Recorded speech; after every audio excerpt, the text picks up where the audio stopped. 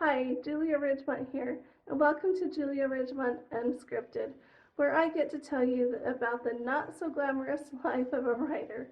And I'm sure you can see by the dark circles under my eyes that, yeah, that's really a true statement there.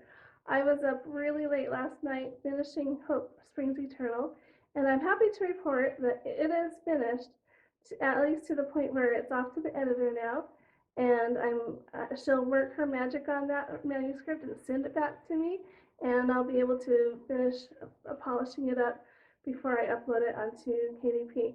I actually did upload one version of the story onto Amazon last night, so that lifts a huge weight off my shoulders just by having done that.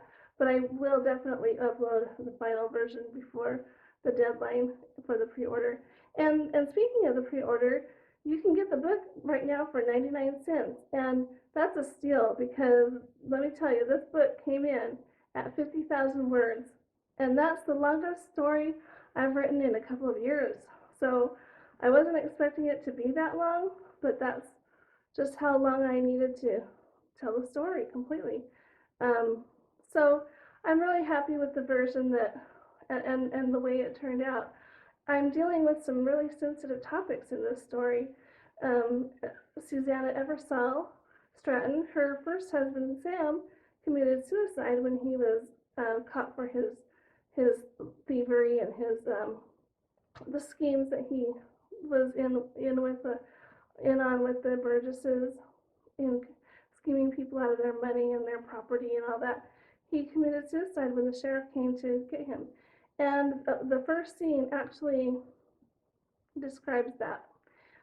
However, I hope anyway, that I've treated it with the sensitivity that it needs. And I cut that scene off just at the point where I think the reader needs to be drawn away from the gory stuff. So I really have tried hard to not um, make it too gruesome for the reader. I'm trying really hard to just focus on the love story, although parts of this story will read more like women's fiction. But I really am happy with the way this story turned out. The other thing I need to let you know about, there's a character in the first story of this series, A Glimmer of Hope. Her name was Cassandra, and she was only mentioned once, just in passing. But Cassandra was a servant, like a housekeeper to Melissa and Susanna back in Wyoming. And for the purpose of my plot in Hope Springs Eternal, I needed to bring more of Lulu's story, Cassandra's story to the forefront. And as part of that plot, I also needed to change her name. So now her name is Lulu.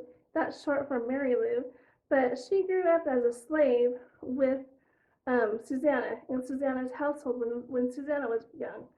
So Susanna has known her as more of a friend all through her life, and now that Susanna has lost her memory after she is in this skating accident, she can't remember very many details about her former life, especially with her first husband Sam.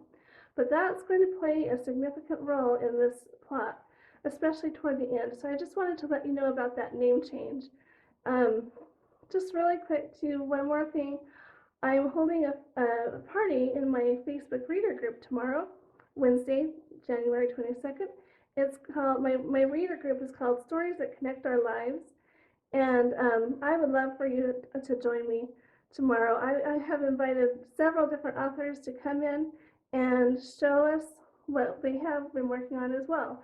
So if you would like to drop on in, it's an all-day event, but you can just drop in whenever you'd like. Go ahead and join our group, and let's have some fun tomorrow. It's called Beat the Winter Blues.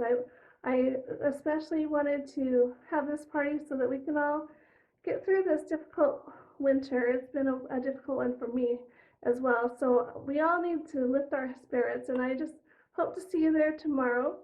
And I just wanted to share this with you today, and give me a thumbs up if you are excited for Hope Springs Eternal to be released next week. Bye for now. We'll see you next time.